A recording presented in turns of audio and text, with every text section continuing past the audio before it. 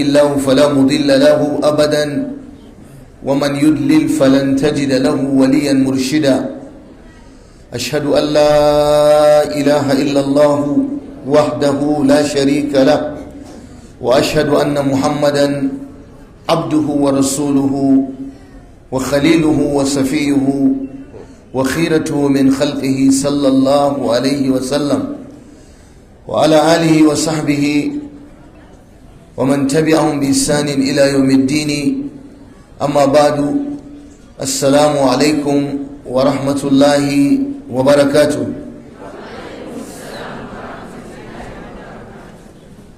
iyayena mata,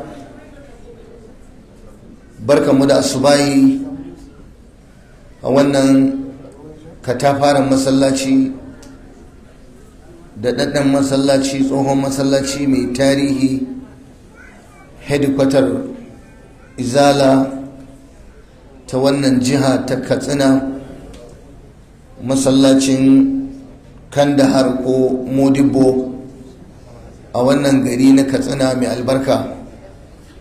Sannunku da zuwa, barkanku da asubahi, lale maraba, haduwar alkhairi kuma rabuwa ta alkhairi insha Allah. Mun gode da kuka girmama mu, kuka zo tun da wuri, tun ba mu tashi a baccin safe ba, kuka gyara masallaci, kuka zauna cikin nutsuwa, kuna jiran a zo a ce muku Allah ya ce, annabi ya ce. Na daɗe ina zuwa wa'azzuka na mata a masallatai, ban daɗe wato ban taɓa ganin wato taron mata da na gansu cikin nutsuwa wallahi, da kuma 'yan agaji a cikinsu birjik kamar Yajuju da Majuju ba. Na ce wannan 'yan agajin ai sun kusa su fi masu zuwa karatun yawa, kowa tana tsaye. Amma dai yanzu ga tabarau ɗina ina kallon kowa a tsaye, gani daga nan zuwa mu gama wa'azin nan za ta zauna ko kowa za ta duguna. Akwai masu wayo a cikinsu, sun samu jikin gini sun jingina, masu wayan cikinsu, saboda in gumu ya gumu sai a ɗan jingina haka. Akwai masu ƙoƙari a cikinsu, su kuma suna da tsaye. Allah ya kula da ku dukanku. Lallai jihar Katsina ta ci sa'a, an samu 'yan agaji mata. Yanzu nake ga Sheikh Abdul Basir, na ce wannan wani irin ƙoƙari aka yi a wannan jiha. Mata 'yan agaji ba su yawansu ba su gaza mazan ba, kamar yadda muka gani. Allah ya muku albarka. To kamar yadda aka faɗa, wannan taron naku ne, don ku dama harkar walima kuna gaba yi. Da abin da aka ce walima ne to kuna gaba, musamman akwai kare kashin kaza da dan makulasawa, wannan ba kwa bashi. To wannan taro ne na walima da aka shirya ta musamman, kamar yadda malamai suka yi bayani, munasabar ainihin wato aure da aka yi na ɗaya daga cikin manyan wannan jiha, ɗansa ɗan manya daga cikin wannan jiha, Alhaji Dahiru Bara'u Mangal, da ɗansa da ya aure a jiya ko shekaran jiya a garin Kano, alhamdulillah, da amaryarsa a medical doctor 'yar gidan Dr. Rabi'u Musa Kwankwaso, wadda shi ma jigo ne, jagora ne a jihar Kano. Da haka Kano ce da Katsina suka haɗu. Mu daman babban abin da ya dame mu shine harkar addini. Inda za a yi addini kuma an yi sha'awar ana so a yi addini, to za mu zo. Idan kuma ba addini za a yi ba, wani abu za a yi, to babu mu a ciki.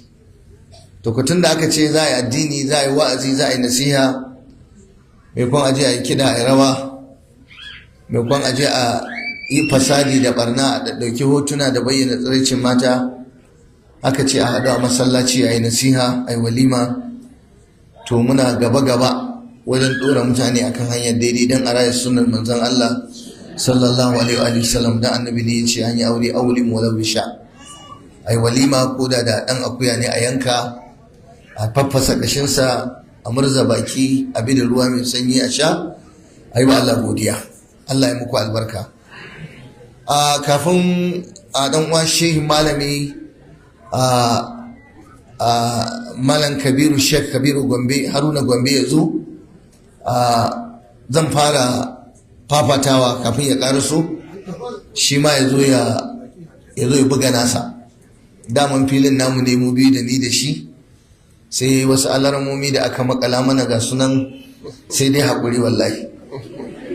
Wai da ya zo jan ayoyin ma wasu ji ɗebo wasu ayoyi a cikin alkurani wai tsokala wai yana nufin wai na yi tafsirinsa na muku raga-raga. To Allah ya saka da alkhairi. Bari yi amfani da wannan dama in yi magana akan hadisi ƙwaya ɗaya. A cikin hadisin ne zan shiga inda zan shiga duka. Ina fatan ku mun addu'a in shiga lafiya in fito lafiya, kuma Allah sa kan na mummurje ku, in rarrauna ku, in ji muku rauni. Allah sa dai mu fito lafiya mu rabu lafiya mu rabu muna malam mun gode ni ma Allah ya saka da alheri. Manzon Allah sallallahu alaihi wa alihi sallama yana faɗa a cikin hadisi, sanannen hadisi ne mashhuri, khairun nisa idza nazarta ilaiha sarratka. A wata riwayar khairun nisa man idza nazarta ilaiha asarratka wa idza amartaha a'ta'atka wa idza ghibta anha hafizatka an nafsiha wa malika. Iyanan zan tsaya. Hadisin sahihi ne ingantacce, yana ɗauke ne da saƙuƙuka kamar haka. Na farko manzon Allah ya gaya mana wacce mata ce tafi alheri a duniya. Ina ga akwai buƙatar ki ba da kunnanki dan ki ji kece khairun nisa. Duk abin da mace musulma take yi, ai so take ta zama cikin wannan layi na khairun nisa. Qur'ani ma cewa kuntum khaira ummatin. Na kuntum khaira ummatin kuntum sai da man ayoyin da aka taba mata su kafi haddacewa kafi rikewa. An ce ka kai ummatin ukhrijat lin-nas ta'muruna bil ma'ruf haka wa tanhauna 'anil munkari wa tu'minuna billah.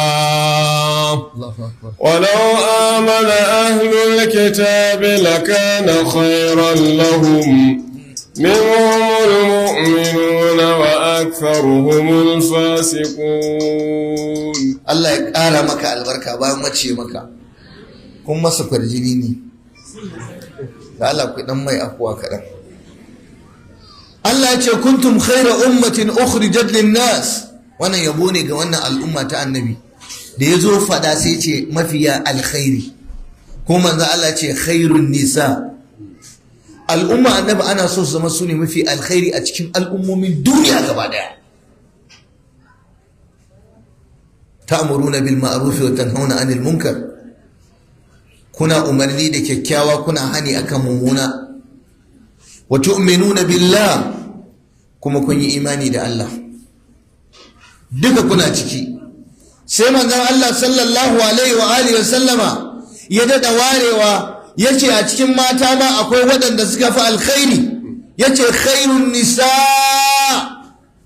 mafi alheri a cikin mata. Hajiya yi kokari ki zama cikin su, ya ta yi kokari ki zama cikin su. Yanzu ba magana ake mai aure ko mara aure ba, duk mace musulma wacce ta yi imani da Allah da kalmar shahada, khairun nisa. To za mu ji suwaye ne khairun nisa. A cikin hadisin sai ya taƙaice mana bayani, ya ce ga sifofin su kaɗan. Ba su kaɗai ne sifofin mata masu alkhairi ba, ba su kaɗai ba ne cikin sifofin mata masu albarka ba, ba su kaɗai ne cikin irin matan da ake so a aura ba ko ake so a zauna da su ba. Amma wannan abubuwan da annabi ya ware ya faɗa, to ya shiga cikin gida ne. Matar aure, matar da take cikin gida idan ta yi aure, ga irin sifofin da ake so ki zama mai wannan sifa. In kin shirya za ki bismillah.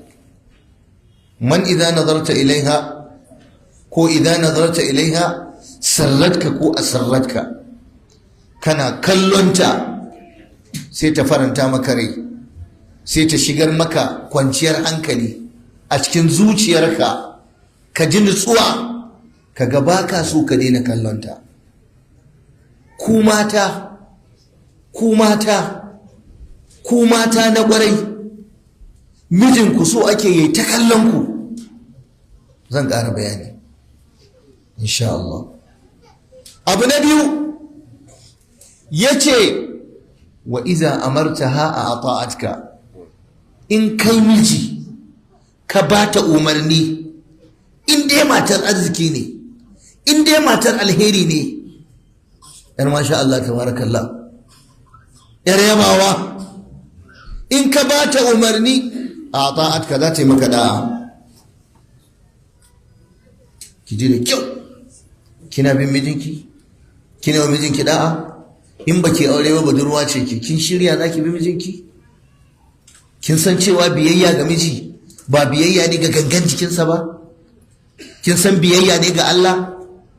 Kin taba ji an gaya miki in kin bi miji kin ba Allah? Mace daman ita asalin da aka yi ta yar biyayya ce. Kuma wallahi duk macen da take so ta samu zaman lafiya, ta samu kwanciyar hankali, rayuwa ta sa'ida mai daɗi, wallahi sai kin zama mai biyayya, musamman a wannan zamani da kuke cikin wahala, da aka tauye muku haƙƙi, da ake zaluntan ku, da gidan mutanen kirki da gidan mutanen banza. Sai ka yi da gaske ka samu ina ne ake ba wa mace hakinta. Har gidajen masu addinin sai kaɗan, labarin bai da daɗi, haƙuri kurum ake. Amma ki sauke nauyin da Allah ya ɗora miki, ki yi biyayya hajiya, inda ki yi biyayya, Maryam ki yi biyayya, Kande yi biyayya, Talatu yi biyayya, Dudu yi biyayya, Hawa'u yi biyayya, Zainabu yi biyayya, Kaltume yi biyayya, dukan ku yi biyayya. Ku mun da'a, ku yadda da abin da na faɗa, na rantse muku da Allah idan kun yi biyayya za ku yi farin ciki a duniya kuma za ku yi farin ciki a lahira. To amma akwai wahala. Kabbara dai ba ta da daɗin faɗa, amma aiki a gida kuma yana da wahala. Zan yi fashin baki shi ma akan biyayya insha Allah. Na uku a cikin hadisin manzo Allah ya ce wa idza ghibta anha, babbar magana kenan. Idan ka tafi ka batta, idan baka nan, matarka ka tafi ka batta baka nan, ghibta anha hafizatka, za ta kare ka. Allahu akbar. Za ta kare interest ɗinka. Ka ji wani ikon Allah, wai miji baya nan amma wai a kare shi. Miji ya yi tafiya amma annabi yana cewa wai ana kare miji. An nafsiha, ba ta bayar da kanta ga wani, ba ta bayar da muryarta mai daɗi ga wani, ba ta ba da fuskarta mai kyau ga wani, ba ta ba da jikinta mai kyau ga wani, ba ta ba da lokacinta ga wani, ba ta ba da maganganu masu daɗi ga wani wanda ba mijinta ba. Hafizatka an nafsiha, ba ta ba da shimfiɗarta ga wani.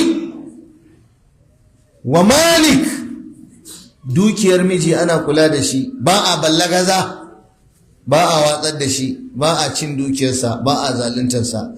Kare mai dukiya take, ba ta bari a taɓa.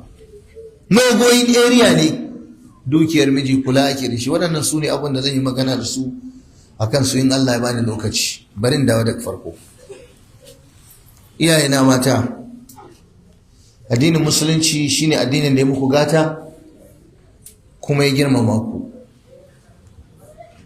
Annabi ya faɗa cewa matar arziki, matar ƙwarai, ita ce matar da in mijinta ya kalle ta tana sa masa farin ciki, tana sa masa kwanciyar hankali, tana sa masa nutsuwa.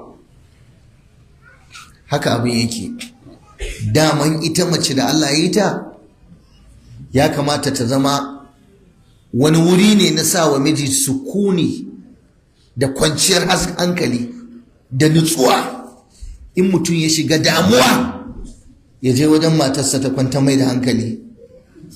Idan aka takura masa a waje ya zo wajen iyalinsa ta faranta masa.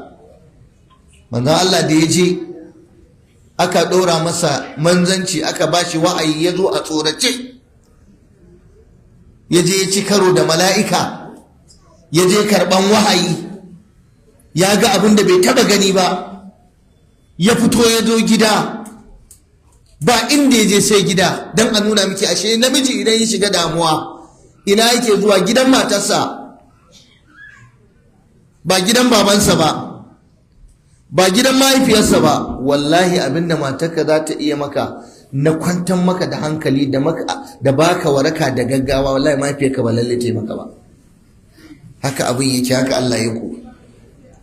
Ya dawo yana zammiluni dassiruni kulullube ni. Ka duba fa da yazo magana da Khadija yake magana, amma don girmama matarsa sai mata magana da lafazi na jam'i. Ku rufe ni. Kamar mijinki in zai miki magana sai ce hajiya ai kuna kokari, ba zai ce kina ba, a'a kuna kokari, na gaishe ku, ya kuke, ya gidan, ya al'amura. Wannan girmamawa ce. Ku rufe ni, ku lullube ni. Waye zai lullube shi banda matarsa ba? Matarsa ce za ta rufe shi.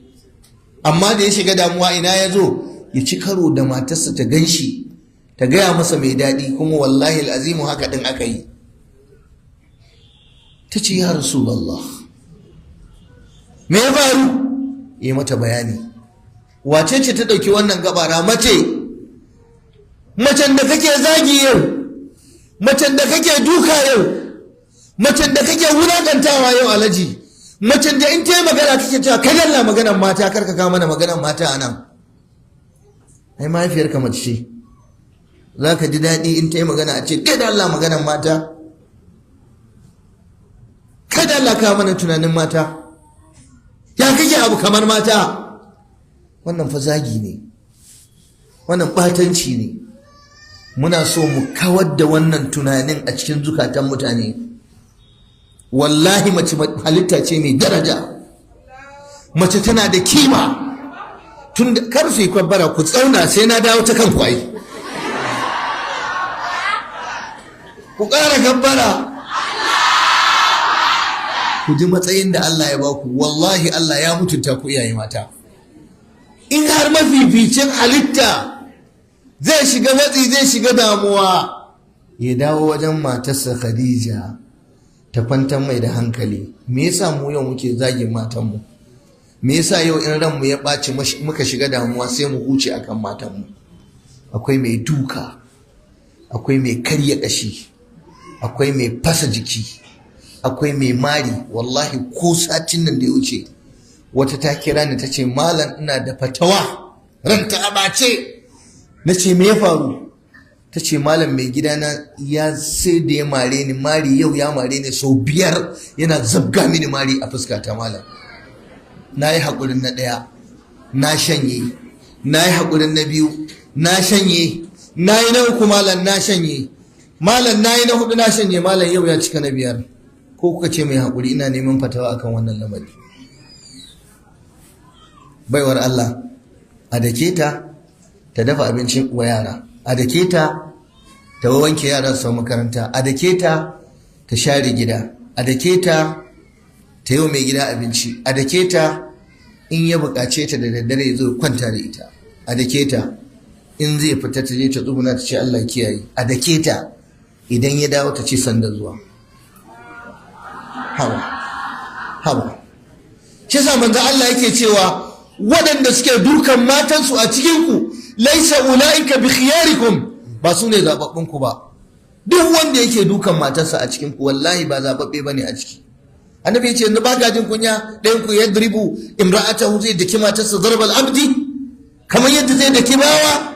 Matarka ta sunna ka sa ta a gida kana bugu kana duka. Wallahi akwai wanda aka mun fatawa da gora yake dukan matarsa, gora. Akwai wanda ta ce wallahi in ya danne ni sun kuyar da ni yake, gwiwarsa yake sa ya danne ni, saboda an aura masa jaka.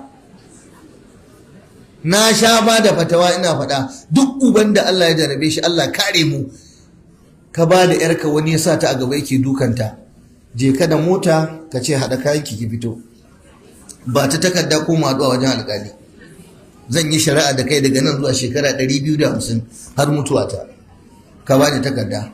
Bai yiwu ba in ɗauki 'yata in baka sa kai yadda za ka yi mata shine ka rinka dukanta. Kai yanzu ubanka ya dake ka a yanzu, to ya za ka zo ka dake wani? Irin wannan tunani har yanzu ba a cikin gidajen mu yana faruwa. Har yanzu ba akwai mata mazaje fa suke zane tsumagiya fa su zane mace ba, akwai su. Da haka ya kamata wa'azinmu mu faɗaɗa bayani akan irin wannan, mu gaya wa waɗannan mutanen cewa abin da suke ba daidai ba ne. Ya haƙuri, kai hana wannan bayanin sai kai taɓa rai, ni ban san me yake damun ka ba. Ka ɗan dariya mana koya kaɗan abin, ka ɗan nemo min aya da za ta taimake ni akan bayanin da nake, abin da kai to ka turɓuna fuska.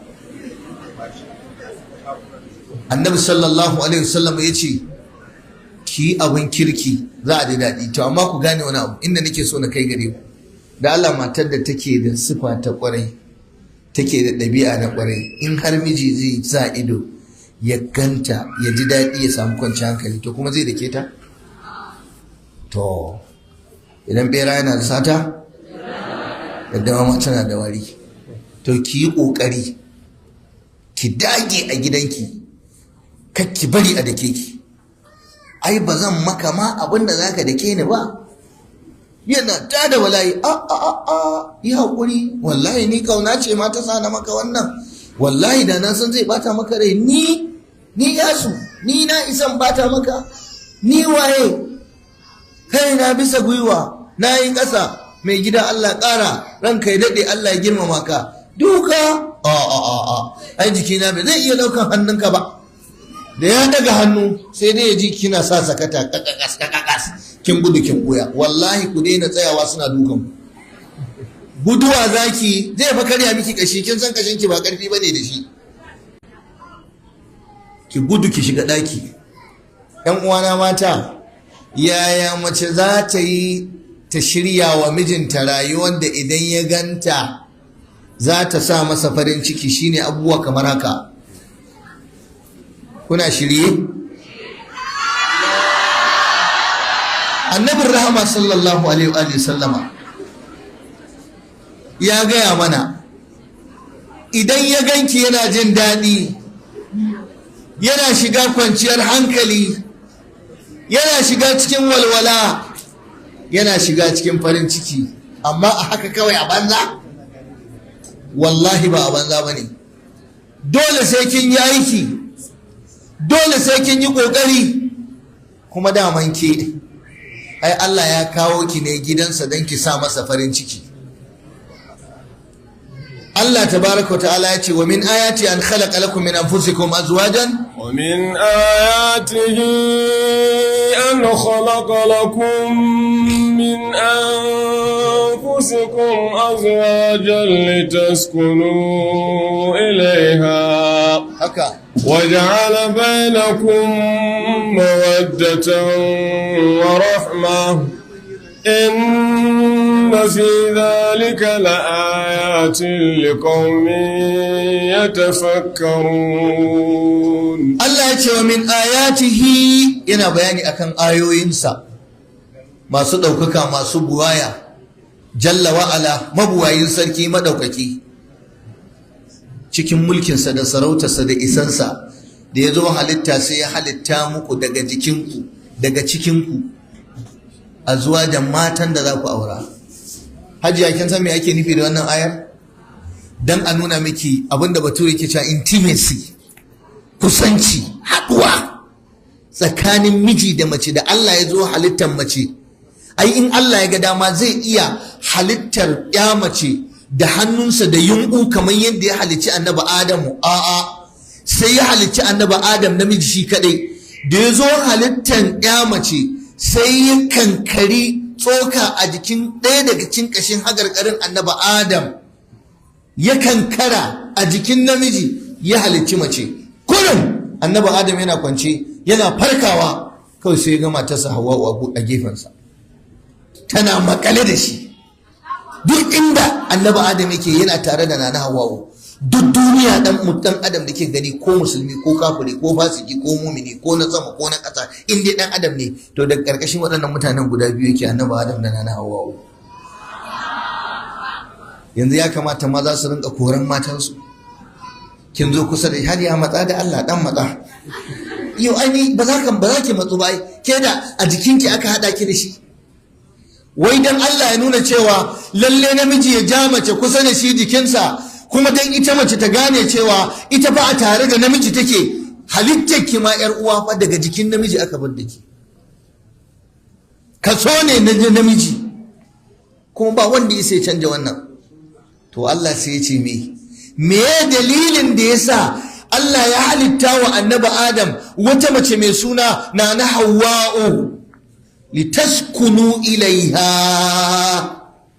An halitta muku mata ne daga gare ku don ku samu sukuni, don ku samu kwanciyar hankali, don ku samu nutsuwa. Shine annabi ya ce man idza nazarta ilaiha sarratka ko asarratka, kana kallanta sai ka ji farin ciki da jin daɗi.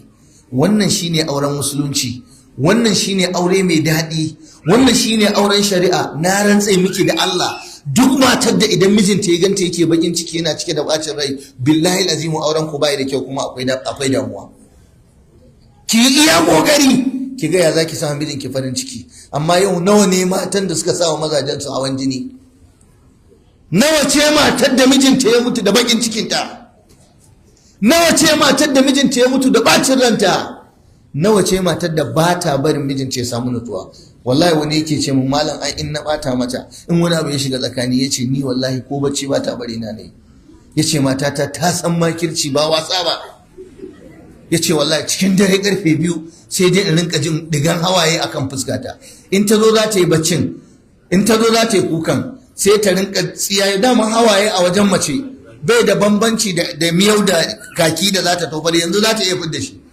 Duk wanda bai fahimci mace ba, in dai da hawaye ne zai gigita a kanta, yanzu za ta tsiyayen maka da shi. Yanzu ne za ta yi maka hawaye. Kukan Allah ya baku durom na hawaye ba watsala. Ya ce kawai sai dai ka ji sanyi digil a goshi. Ya bude ido sai ga tana ta zuba da hawaye. Ta ce tashi. Ya ce hajiya ya za a yi ciki? Tashi ni na kasa bacci, wallahi ba za ka yi bacci ba, tashi. Ya ce ki bari mun yi sallah asuba, duk abin da ba za ka yi bacci ba, tashi na ce maka. To wallahi tallahi abin da ake min a gidan nan, na rantsa da girman ya Wahabu, ya Qaharu, ya Azizu, ya Gafaru, wallahi ba zan iya bari ba. Ka sallame ni, ka bani takardata. Ina da uwa, ina da uba, ina da dangi, ina da yan uwa. Na gaji da gidan nan ya ishe ni, bala'i ka ya ishe ni. Na zama tsohuwa saboda kai, na yi kaza. Wannan fa karfe 3 dare take masa wannan bala'i. Yana shiru. Yasa wani yake cewa duk lokacin da kaga wani mai gida ba ɗabi'arsa ba ne zuwa masallaci da wuri, ka gan shi tun karfe 3:30 ya zo masallaci yana jiran ladan ya buɗe ƙofa, wallahi ba mamaki matarsa ce ta hana shi bacci ta koro shi. Da yawan ku akwai masu sa a fita sallah asuba ba a shirya ba, a dole za a fita. Ni wannan wani ya gaya min da kansa, yace wallahi tallahi malam na rantse maka da Allah, in bala'in mata ta yayi yawa ya ishe ni, wallahi sai dai in tafi masallaci. Yace wata ran malam dan tafi masallacin fa bina ta yi, ya duba yace yace ka lalle wannan shedancin ki ya isa. Masallaci ta je bayan haraba tana jira, tana ta huci za ta yi mai bala'i, za ta yi shi. Dan Allah hajiya ki daina wannan, don Allah ki daina wannan, ki zama mai hakuri. Yaya macen da take wannan za ta sifanta da wannan hadisin? Abu na biyu, tsafta. Ba yanda za a yi namiji ya kalli mace cikin kazanta ya ji farin ciki. Wallahi ki daina bata kanki lokaci. Matukar kika shiga makarantar kazanta, to za ki kashe aurenki. Kuma kowa ya sani, kun fi kowa sani, kun sani ana kallon ku a ji daɗi, kamar yadda annabi ya faɗa, idan nazarta ilaiha sarratka. To wani shiri kika yi wa mijinki da zai ganki ya ji daɗi? Kun bar mazajen ku sai kallon waya suke yi a gabanki saboda cin fuska. Mai gidanki ya bude hoton mata a waya, a Facebook, a TikTok, a wane ne yana kallo. Me yasa? Saboda baki iya kwalliya ba, baki iya ado ba, baki iya ba, kuma baki damu ki koya ba. Kullum kina zuwa gaban miji da ce sai zani daurin kirji. wani wai matarsa ta kawo masa abinci ta zubo mai hijabi, ya ce wai ni kam ayan nan ta hijabi ni Allah ya ce a sakawa, ya ce a kare ni don koyan islamiyya ne, wai ita atqiya uce cikin atqiya uce, ita mai tsoron Allah ne, hijabi rababe, ya ce wallahi mala abinci za ta kawo mun, in ta zo ta ajiye mun dumame sai ta hijabin sai ya lullube dumame ya jawo rabin miyar a ciki, ya ce in ta juya ka ga hijabin ya yi wani sufurin, kun san sufurin ko in ka ga hijabi yana wani nadi to ba guga kenan, kin zama yar ƙauye ba kya guga. Ya ce nan gurin ga yaro ya sha mama duka hijabin ya yi wani kambar nono ya bushe a jiki, ga nan gurin yaro ya dankume ta wani mai rarrafe da manja, da haka zaki zo gidan mijinki gaban mijinki a haka zai ganke shawa, a haka zai ganke ji daɗi. Kin kunyata mata ba san kazanta ba wallahi. Ki zo kina tsifa sai an saka kwano ana taran gari tsaki da yake fitowa daga ganki, tsabar dundurub da bala'i. Kina ina? Ba kya gyaran jiki, ba kya gyaran kaza, duk inda ake zuwa ana gyara jiki kina shirme. Masifa da bala'in kishi ya kashe ki, jikin ma ba kya gyarawa. Wallahi ina so na gaya muku, duk matar da ta bari ta tsufa a gidanta ita ta ga dama. Na rantse da Allah zan ci mai kyau, in shafa mai kyau, in yi kwalliya mai kyau, wallahi ko da kudin aljihunka ko kana so ko ba ka so. Ƙwarai da gaske, ko da kudin cefa ne za mu daidaita. Akwai 'yan abubuwa da mata suke ci ba tsada, ana sai da su a bakin titi, yana ƙara miki yalwa, yana ƙara miki kyan jiki, yana ƙara miki alheri, albarka a tattare da ki. Suna nan a bakin titi, je ki tambayi mata za su gaya miki. Dan hada wancan da dan madara da yar kankananki, dan ayaba ba fashi, kina hadawa da dan ruwan mangwaranki da dan waye ki sha mamaki. Ga wata nan tana kamar za ta fashe saboda dariya, ina jin ta gane sirrin kenan. Akwai abubuwan da ake shafawa a kula da jiki, duk diyar miji da kalle-kallen wayansa, wallahi ki zabga masa kwalliya, wallahi sai ya kalle ki. Ha, matan da yake kallo a waya ba gyara jikin suka yi ba? Ke me yasa ba za ki gyara ba? Wacce ta banza ma tana gyarawa, ballanta ke ta sunna. In gashi ne me za a gyara maka? Wata zo gaban mijin ta ce me kake so? Kitso kake so ko tsefaffe kake so? Me ribon kake so ko me kaza kake so? Kitson ne faɗi kala-kala nawa kake so. Akwai kala-kalan kitson mata, akwai na dama, akwai na hagu, akwai na gaban goshi, akwai na ƙiya, akwai na kaza, akwai na kaza. Zaɓo wanne kake so? Akwai tumatuma, akwai ƴan tsakiya, akwai ƴan miri ƙanana. To malama, wai mata suka ce wai me yafi raina cin tsiran mata? Me yafi miki a rayuwarki irin ki abin da mijinki zai gani ya ji daɗi? Ni ba mace bane, amma ina tausayawa mata. Duk lokacin da naga wata mace mijinta hankalinsa ya koma kan wasu mata a waje, ina tausaya mata. Ko dai ta kashe kanta tana tsaye, ko kuma ta yi sakaci bata kula da kanta ba. Don haka kazanta tana kashe mace a gida, tana da rai amma a mace. Wallahi mace kaza ma in mijinki ya ganki sai dai ya ji bacin rai. Abincinki baya iya ci, baya iya zuwa kusa da ke. Kuma kazantar mace wato naso yake yaduwa yake. Kazanta a jiki, kazanta a kayan da take amfani da shi, kazanta a sutura, kazanta a jikin 'ya'yanta. Kazantar mace in ya kai wallahi sai ya shafa ta 'ya'yanta. Wasu suna faɗa cewa daga cikin alamar da za ka gane mace kazama, kaga ɗanta in ya fito bakin titi, in ya fito waje, ko yana rarrafe ko yana tafiya, in dai ka ganshi gaje da majina a fuska, ka ganshi da kashi a wandonsa, ka ganshi da riga mai datti, to kawai ka ɗauka uwar ma haka take zuwa miji. Kina tsafta, kina kula da 'ya'yanki. Akwai 'ya'yan da fa idan aka je da su unguwa wallahi ko karɓa in kin miƙa wa ƙawa ta ce a rike kare ya kuka, rike kare ya kuka. Saboda me? Ba a kula da yaron ba, amma kika yi wa yaro kwalliya, kika gyara jikinsa, kika sa mai turare, kika sa masa hoda, in mace ce kika ɗaure gashinta, kika gyara ta, sai ki da ana kawo ta rike miki, ku daman ɗabi'a ku kuna son abu mai kyau. To yaya ba za ku gyara jikinku ba? Annabi ya riga ya gaya muku, manzon Allah, malamai suna faɗa, sahabbai suna cewa utiya jawami'ul kalimi, an bawa annabi maganganu, gamammun maganganu, dunkulallun maganganu. Yanzu wannan idan nazarta ilaiha saratkan ta isa ai lecture mai zaman kanta. Dan Allah mata yau kuna yin abin da kuke sa mazan ku su farin ciki in sun gan ku. Ga turbina fuska, ba dariya, ka ga mace fuskar ta kamar fuskar saniya. Kin san idan kin ga saniya ba alamar dariya a fuskar ta, amma kuɗe ne ala kuɗe. Wani ya zo hajiya ba za a yi dariya ba, ta ce haka Allah yi ne, za ka canja ni ne? Ya ce to kin ga wannan in ya fita je nemo mai masa dariya bai yi laifi ba. Haƙorin ku ba a ganin sa sai a gidan yini, ba a jin shewar ku da muryar ku sai da ƙawaye, ba a fahimtar walwalarki sai ana kaza. Wata kuma tana yi mijin dariya ne idan wata ya kai ƙarshe. In dai wata ya kai 27 to za a fara dariya, ya gajiya, to ya gida, ya himma, ya kaza, lokacin za a suke mai. Amma da zarar babu kuɗi a aljihunsa, albashinsa ya yi ƙasa, an daina masa dariya. Ku yi ta fushi da mazajenku. Yaya za ki zama man idza nazarta ilaiha asarratka? Kina fushi. Wai yau mata fa har yaji suke wa namiji. Wani ya ce wallahi malam matata in ta seto ni sai ta sati biyu ba ta kula ni. Na ce kuɗin cefa ne fa, ya ce rubuta take sai ta je ta jefar mun a falo na. In na ga dama in duba. Abinci fa in ta ga dama ta yi sai ta turo ya ana ce kai wa babanku.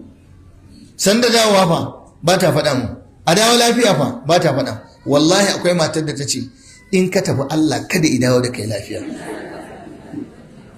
Ya ce wannan wace irin ƙiyayya ce wance? Ta ce ba na son ka, ba na ƙaunarka. To kuna da matsala, mazajenku su ma suna da matsala. Ban yi magana akan ƙazantar maza ba, daman ƙazamin mutum a gida ba namiji. Wallahi kuna haƙuri, Allah ya muku albarka. Adalci shine mai balansin. Maganar tsafta wasunku suna kulawa, wasunku suna da rauni. Ni dai na sani duk macen da ta san me take yi, duk ranar girkinta in Allah ya sa da sai ta watsa ruwa. Yamma tana yi za a ga tana canjawa, ta yi wanka, ta gyara jiki. Masu nutsuwa a cikinku, wanda suka san aure da gaske a cikinku, da wahala miji zai dawo ya tarar da ke ba tare da kin kula ba. Amma wallahi maza da yawa ba sa wanka. Da yawa haka zai je da rigarsa mai gumi, in aikin karfi yake haka zai zo miki. Wani in ka ga bakinsa yanda yake, wani ko a masallaci ya hamma sai an kauce. Amma ka yi tunani wannan wai yana da mata, a haka zai zo haɗa bakinsa da matarsa. Wallahi tana haƙuri.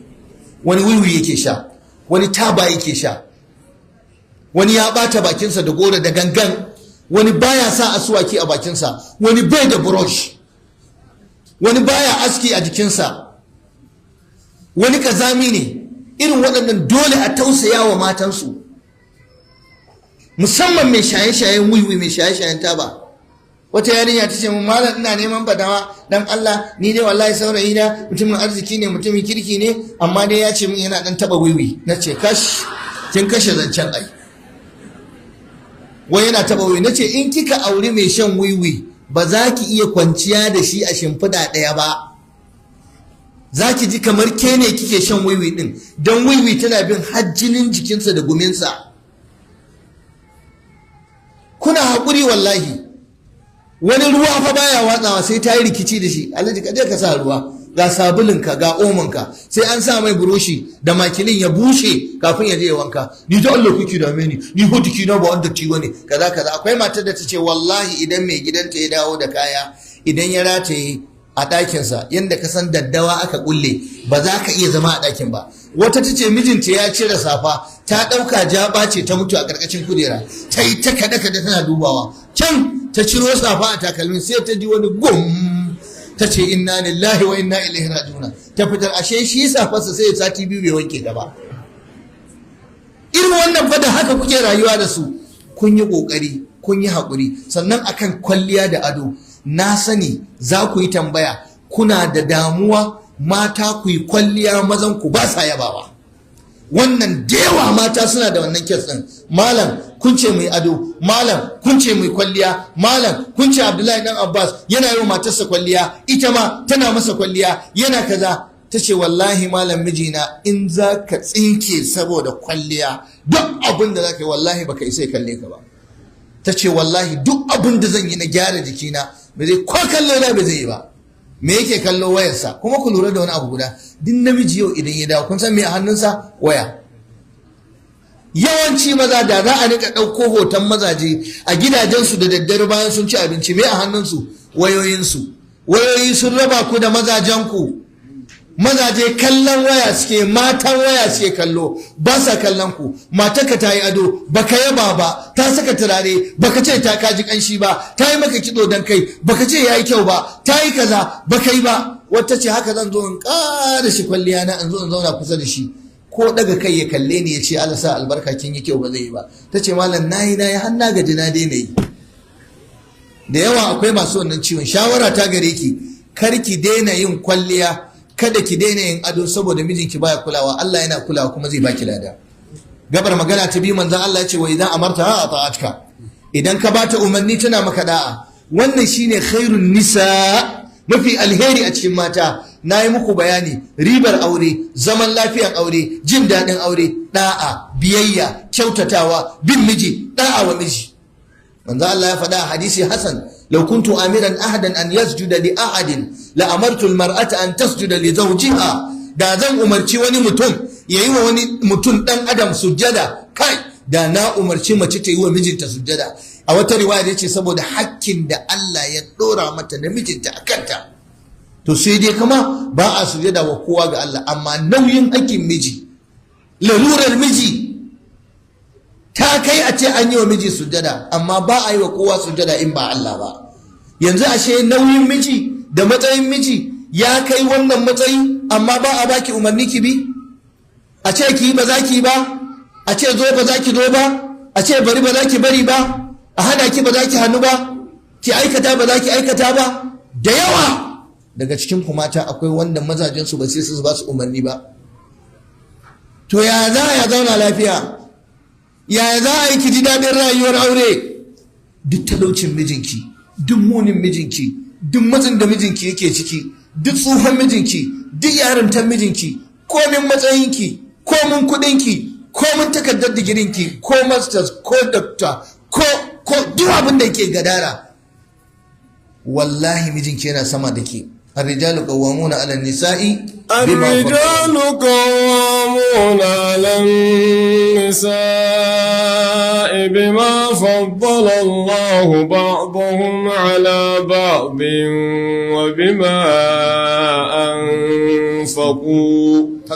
وبما أنفقوا من أموالهم. نعم. فالصالحات قانتات حافظات للغيب بما حفظ الله. yayi haka Allah ya ce maza su ne suke tsaye akan ku. Imam Ibn Kathir gargashin wannan aya ya ce huwa sayyiduha wa ra'isuha wa mu'addibuha idha wajat. Don Allah ku koma tafsirin nan ku duba. A ƙarƙashin tafsirin ar-rijalu qawwamuna 'ala an-nisa, maza su ne suke tsaye, su ne suke sama, su ne suke jagorori akan mata. Haka Allah ya rubuta, ko bature baya so, haka Allah ya kaddara, ko Yahudawa ba sa so, haka Allah ya hukunta, ko da ƴan women rights ba sa so. Ar-rijalu qawwamuna 'ala an-nisa bima faddala Allahu ba'dahum 'ala ba'd. Ku duba adalcin Ubangiji, ku duba adalcin Qur'ani, sai ce saboda abin da ya fifita na sashin sa akan sashi. Na'am, akwai inda mace ta fi namiji, na'am, akwai inda namiji ya fi mace. Wannan haka yake. Inna sa'yakum la shatta, haka Qur'ani ya faɗa. Imam Ibn Kathir ya ce ma'anar da abin da Allah yake nufi, huwa sayyiduha, mijinki shine shugabanki, wa ra'isuha, jagora, ra'is, sayyid, ra'is, wa mu'addibuha, mai ladabtar da idza wajat in ta kauce. Ashe namiji yana ladabtar da matarsa, hanyoyin ladabtarwa da yawa, amma annabi ya gaya mana ko dukan mace mutum yayi kar ya kuskure mata dukan da zai kumbura mata jiki, kar ya yadda ya fasa mata jiki, kar ya yadda ya karya mata kashi, kar yayi kaza. Kuma idan zai duka waliyastani bil wajha, duka gaba daya mutum in zai duka kar ya dake fuskan mutum, tana da daraja da daukaka. Shine mai ladabtar da ke yankin kauce. To an ce shugabanki ne, an ce jagoranki ne, to ba dole ki mai da'a ba? Ku yanzu mazan ba sa muku da'a, ba fita suke su nemo muku, ba su yi muku da'a ba. In hijabin ke kare ba shi yake kawo ba, bai miki da'a ba. In abincin ke kare ba shi yake kawo, bai miki da'a ba. In kika ce kina son ganin sa ba yana zuwa ba shi miki da'a ba. In kika ce yara su yi kaza ba shi yake miki da'a ba. Ha, da'a nawa mazajen ku suke yi? Walahunna mithlu alladhi alayhinna bil ma'ruf wa lirrijali alayhinna daraja. irin yadda kuke da nauyi akan mazajenku haka mazajenku suke da nauyi akan ku. Da haka babu aibu babu matsala dan mijinki ya baki umarni aikata ki aikata. Matar kirki, matar kwarai, matar albarka, matar alheri, ko yar gidan wace ce ita, kuma komin matsayinta komin darajarta ita ce mai yi wa miji biyayya, kuma wallahi mijinki yana sama kina ƙasa. Haka addinin yake, haka musulunci yace. Zaman lafiyanki shine ki wannan dan ki dace da abin da Annabi sallallahu alaihi wa sallam ya faɗa. Amma me yasa ake hana ku fita kuna fita? Daga cikin ku fa akwai wanda tana fita unguwa ba ta gaya miji. Wai wani ya fita ya dawo ya zo gida ya ga an kule gida, ya dauke waya ya kira ta, kina ina? Tace sai dai na dawo zaka ji bayani. Bai san inda ta tafi wallahi, bata gaya masa ba. Da yawan ku akwai wanda kuma sai sun fita sun je sun dawo sai su gaya mashi. Yanzu wannan an bi umarnin miji? Ba Qur'ani yace wa karna fi buyutikunna ba? wa qurna fi buyutikunna wa la tabarrajna tabarrujal jahiliyyatil ula. Na'am. وأقمنا الصلاة وآتينا الزكاة وأطعنا الله ورسوله إنما يريد الله ليذهب عنكم الرجس أهل البيت ويطهركم تطهيرا. الله يقول كتبتا كزونا أجل جنكم ما لم يسن يفسر tun daga cikin sahabbai attabi'ai tabi'in sauran malaman tafsiri akan ma'anan wa karna fi buyutikunna, uskunna fi buyutikunna, ku zauna a cikin gidajenku, ku daina fita tabarrujal jahiliyatil ula. Me fitar tabarruji? Fita da tsiraici, fitar tabarruji ne. Me fitar tabarruji? Fita babu izinin miji, fita ne na tabarruji. Me fitar tabarruji? Fita da caba kwalliya da ado, wanda bai halatta ki nuna adanki ga wani ba in ba mai gidanki ba, sai yan uwanki mata su kadai. Allah ya ce kar ku yi tabarruji. Ibn Abbas ya ce ku zauna a gidajenku. Sahabbai suka ce kanatin nisa'u, mata sun kasance a zamanin manzon Allah ba sa fita daga gidajensu illa li haja, sai da wata bukata. Dan Allah haka kike hajiya? Dan Allah sai da bukata kike fita, ko ku kaza ce ke sarkin yawo? Ba kya zama kamar allura aka soka miki, kullum kina waje. Allah ya rufa miki asiri, Allah ya kimanta ki, Allah ya daraja ki, yace ki zauna a gida a inuwa, a kunna miki fanka, a baki wuta, a baki abinci da safe da rana da daddare, a kula da lafiyarki, a miki. Idan bukatar fita ta kama, tambayi mai gidanki, ina so zan je kaza. Shine da'a, shine biyayya. Kiwa mijinki da'a a maganganun yau da gobe, kiwa mijinki da'a in ya hana ki hannu, kiwa mijinki da'a a shimfiɗa in ya neme ki biya masa bukata in kina da hali, idan kina da iko. Amma yau abinda maza suke damuwa da shi akan ku, kuna da matsalar biyayya, kuna da matsalar da'a. Wani ya ce wallahi malam ba zan ɓoye maka ba, ni dai na sani ban isa na cewa matata ta yi ba, kuma ban isa na ce ta bari ba. Na riga na ɗauki tsammani ba za ta bi ni ba. Ya zan yi da ita? Ba ta mini da'a, ba ta biyayya gare ni. In na hana ba ta hannuwa, in na ce a yi ba ta yi, in na ajiye kara tana tsallakawa. To wannan shine damuwar ku. Shi yasa wasu daga cikin ku azabar da ake musu a cikin gidajensu ya isa. Akwai namiji mugu, kin san mugu? In baki ba shi ma bai zai yi ba. Ba kina saba masa ba, to wallahi shi ma sai ya saba miki. To ki yi da'a, ki yi biyayya, ki huta. Idan kika yi da'a, kika yi biyayya din nan, kin bi Allah, kin bi manzon Allah sallallahu alaihi wasallam, kin zama almajirar Aisha, almajirar Fatima, almajirar Hafsa, almajirar Nana Zainab. Za ku haɗu a gidan aljanna kuna gaida juna, saboda kin yi wa miji da'a. Aljanna ku tana karkashin kafafuwan mijinku. Ku daina lura, ku daina damuwa da wakilan Yahudawa da makiya Allah da suke muku bakin cikin ni'imar da kuke ciki yau a gidajenku na aure. Mu mun sani wannan wa'azin da ake yi na cewa ku yi wa mazajen ku da'a, ku yi mushi biyayya, akwai tsinannu marasa albarka tambatsatsu watsatsu a cikin maza a cikin mata, wanda suna nan a cikin wayoyinku, suna nan kuna kallon su a Facebook, a TikTok, a WhatsApp, a Instagram, Telegram, suna rugurguje abinda malaman addini suke koya muku. Yau ke za ki zo ki zauna, ke baiwa ce, namiji ya saki yau ya ce ki yi kaza, ya ce ki yi kaza, akan me, da wani dalili? Cutar mata, an zalunce su. Akwai wata mara albarka riddaddiyar ya, da musulma ce ta ridda, tana da shafi, tana yada sharri, tana hana mata zaman aure, tana cewa wai tana neman wa mata yanci, tana koyawa mata tsageranci, tana koyawa mata rashin kunya, tana nuna cewa an cuci mata, an zalunce su, in ya miki ki masa, in ya miki ki masa, in ya bata miki ki bata masa, ba yadda ba, cutarwa ne. Akwai waɗanda suke cewa auren mazalunci. Akwai yarinya musulma da ta fito a Facebook ta ɗauki hoton kanta ta bayyana tsiraicinta, ta ce me ke cikin aure in ban da bala'i, me ke cikin aure in ban da wahala, me ke cikin aure, ni ba aure kuma zan yi rayuwata. Kar ki ga comment din da aka yi mata, waɗanda suke goyon bayanta, kowa sai ta kawo matsalar ta gidan aure, ta ce wallahi gaskiya ka faɗa. Da haka yanzu akwai matan da tunaninsu shine ba za ma su yi aure ba. To yaya za su yi da bukatar su na ɗan adam? Akwai hanyoyi dubun dubata, miliyoyin hanyoyi na biyan bukatar ɗan adam. Ta ce ba dai sha'awa ba ne, ɗauke sha'awa ba ne, ai akwai hanya kaza, akwai hanya kaza, akwai hanya kaza. Yanzu abin da mata suke su auri junansu mata, wai shi ya fi musu alkhairi, su yi auren maɗigo, su nemi kansu da kansu, shi ya fi musu alkhairi akan su je su yi aure. Wannan abun ya zama bala'i. Yanzu ana tallata muku harkar maɗigo a gidajen yini. Akwai wakilan Yahudawa marasa albarka, 'yan uwanku mata, su shigo gidan yini da hijabi, su shigo wani lokacin da niqabi, suna tallata muku neman mata a junanku.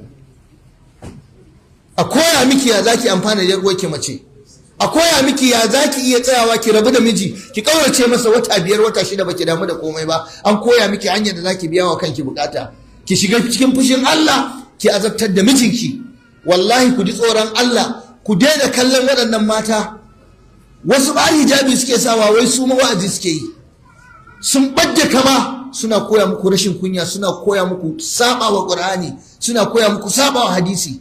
Na ga wani shi ma da gemunsa da komai, ɗan boko ne kurin, ya shiga wai shi yana neman mata yanci. Duk abin da Qur'ani ya ce mata su yi maza, wallahi rushe shi suke yi. Yaya za ku yi albarka kuna sauraron waɗannan mutane? Wani wa'azi fa na je a wata jiha cikin manyan jihohin Najeriya, manyan matan mutane ne aka tara mana. Tambayar farko da matan nan suka aiko min, malam muna so ka ba mu aya ko ka ba mu hadisi da ya ce wai in garin Allah ya waye, wai mace wai sai ta gaida mijinta. Tana so ta ji a ina aka ce a gaida miji. Akwai wata ta min fatawa, ta ce ita ba harkar aure ne ya dame ta ba. Yanzu malam wallahi wannan ni da ita, yanzu malam dan Allah sai na yi mai abinci da safe, in daina bacci na in kama mai abinci, yanzu malam in zo in shiga kicin in ji in dafa mai, ni zan masa kaza, ni zan masa kaza. Akwai aya, akwai hadisi. Wannan yarinya ce karama, 'yar shekara 10, an mata barbara, an sa mata ra'ayi. Na ce sai ki bari ki nemi mijin da ba zai kyale kiki rayuwa da shi a haka, amma in dai zaki aure namiji a sunna, a shari'a, sai kin yi hidima. Kin kai Fatima? Ta ce bata kai ba. Na ce to Fatima tana nika a gidan Aliyu har hannunta yana kanta.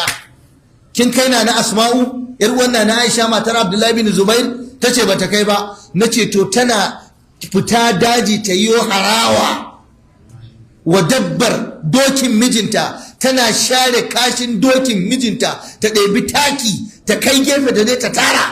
Kin kai ta? Kin kai na Khadija ta yi wa mijinta hidima. Kin kai na Fatima, kin kai na Hafsa, kin kai sun bi mazajensu, sun zauna lafiya, Allah ya musu albarka, ana buga misali da su. Waɗannan matan turawa da kuke koyi da su, da 'yan boko marasa addini da suke koya muku wai zaman yanci, wai kaurace wa miji, wai gudun miji, wai baran bi miji ba, wai ba zan masa da'a ba abin da za ku kare sai wahala ku yi rayuwar zawarci. Duk wanda ya ji yadda rayuwarki ta kare, zancen ki ya kare, saboda kin bar mijinki aurenki ya mutu saboda ba ki biyayya, ba ki da da'a. Ku bi mazajenku ku zauna lafiya, ku samu alheri, ku samu jin daɗi, kamar yadda su ma mazajenku aka ce su bi ku yi muku da'a. Abu na ƙarshe shine annabi ya ce idan miji baya nan tana kare interest ɗin miji, tana kare miji. Wai me wannan magana take nufi? Tana da faɗi amma bari in taƙaice ta. Matar kirki, matar ƙwarai ita ce matar amana. Matar amana, ki sani cewa daga ranar da aka ɗaura aurenki a masallaci ko a ƙarƙashin bishiyar gidanku, kin zama matar wane. Haramun ne ke ga wane da wane da wane. Bai halatta ba ki ringa hira ta jin daɗi da wani mijin da ba naki ba. Bai halatta ki ringa tura text message ta jin daɗi da wani miji ba naki ba. Wallahi mata, ku gaya wa kanku gaskiya. Allah ya sani muna gaya muku gaskiya, kuma muna ƙaunar ku, kuma muna neman muku ƴancin ku a wajen mazajen ku, amma kuma a cikin ku akwai marasa kirki, akwai ɓata gari. Tana zaman aure amma tana da wani mijin bayan mijinta. Ni din nan an yi min fatawa a gidan rediyo, shin malam ya halatta mace ta riƙi miji guda biyu? Nace ban gane ba. Tace ita mijinta biyu ne, bayan mijinta na sunna akwai wani mijin da tana alaka da shi. Abinda wancan yake mata, wannan ma shi yake mata. Ta haɗa 'ya'ya, ta cakuɗa maniyin dan wane da dan wane a cikin gida, shi kuma mutum dai an bashi yana ta kula da su bai sani ba. Daga cikin ku akwai masu bugawa maza waya, tsofaffin samarin su din su kwantar musu da hankali. Daga cikin ku mata akwai masu video call da mazajen da ba nasu ba. Kuna da bestie daga best, kuna da boyfriend, abokina. Ki ga mace tsofai katuwa da ita da 'ya'ya da komai, wata tana da wani yaro saurayi wai boyfriend ɗinta, shine yake ɗauke mata kewa. In ta shiga damuwa shi za ta kira ya gaya mata magana ta soyayya. Ku yi ta tura alamar love ga mazajen da ba naku ba. Ku yi ta kwalliya, kuna ɗaukan hotonku kuna nuna wa mazajen da ba naku ba. Wallahi ko shekaran jiya ina daɗa maimaita muku, akwai wacce ta kira ni ta ce ita ba za ta ɓoye ba, Allah ya sani tana soyayya da wani wanda ba mijinta ba. Na ce kamar ya soyayya? Ta ce wallahi malam ina mutuwar sonsa. Ba ki da aure? Ta ce wallahi da aure na. An rasa ci ne? Ta ce babu. An rasa sha ne? Ta ce komai akwai. To me yafi mijinki? Ta ce wallahi ba abin da yafi mijina da shi. Ta ce in na ga mijina, in na tuno abin da nake yi da wancan mutumin sai in tausaya mijina. Amma wai saboda ta rena min hankali a haka ba, wai tana neman in bata wata fatawa mai sassauci akan wannan abin da take, saboda rashin mutunci, rashin kirki. Na ce yar wuta ce ke, wallahi kika bari kika mutu a wannan, insha Allahu alƙawarin Allah sai kin shiga wuta. Kin zama mai cin amana, kina alaka da wani miji ba naki ba. Har bidiyo call wani ya kama matarsa tana yi, ta caba kwalliya da ado, yana can yana kwance da daddare, yana numfashi yana munshari, ha ta yi kwalliya, ta kunna wutar falo, ta kwanta a tirisita, ta fidda duk abin sha'awan jikinta, tana bidiyo call tana haska wani suna hira karfe 3 dare. Yazo ya kama ta, ya dauka aljanu ne suke hira, ashe matarsa ce take hira da wani. Wani ya zo yana kwance da matarsa ba a mayafi ne saboda ta rena shi, sai da ta bari yayi bacci, sai yake ganin haske a gefen ta, shi bai kula ba. Wai sai ya ce wai matarsa nan fa tana da karama, tana da wani walittaka. Ya ce shi kullum ya kwanta da ita, in ya duba gefenta sai ya ga wani haske kamar fitila, yana ta girmama ta. Ya aka yi ya tambayi wani malami ya ce to shi dai bai ci karo da irin wannan karatu ba, a ce mace da kwanta a rinka ganin haske ta bangaren ta. Ya ce kaɗan da bincika. Wata rana da ya kwanta da ita da ya ga hasken da ya leƙa, billahi azim wajen karfe 3 ashe chatin take yi da maza, yana bayan ta fa, ga wayar ta fa, saboda tsabar renin hankali da rashin mutunci. Ashe malam chatin take yi da maza cikin dare a gado ɗaya da mijinta. Yaya za ki samu albarka a rayuwarki? Ba na muku maganar zina da direbobi. Zina, ki nemi direbanki don wulaƙanci. Kai, akwai matar da aka kama ta tana soyayya da ɗan mijinta, ɗan kishiyarta. Soyayya, ta tura masa lob ya turo mata lob. Kuma da ƙarshe duk lokacin da za ta je unguwa sai ta ce wa mai gidanta ita ba ta son direba wani ya rinka ɗaukanta saboda ba ta jin daɗin mu'amala da shi, wani nake so ya rinka kai ni. Ashe hira suke yi. Yaro mayaudari, yaro mahayinci, yaro maciyin amana yana hira da matar babansa. Daga ƙarshe dai abin da ya ba daɗi kawai. Yanzu wannan ba cin amana ba ne? Ku yi ƙoƙari ku gyara. Idan ɓera yana sata, daddawa ma tana da wari. Wannan shimfiɗa ne na muku. Akwai dan uwa babban malamin mu Sheikh Kabiru Haruna Gombe zai zo ya ci gaba da fashin baki da bayanin abubuwan da duk ban faɗa ba.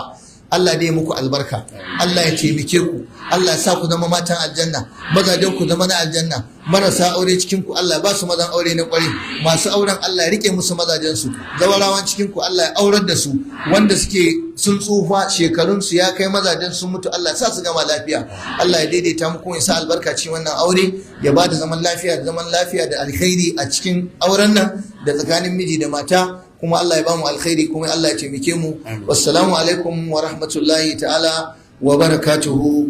Ina muku bata alkhairi. Wa alaikum salam.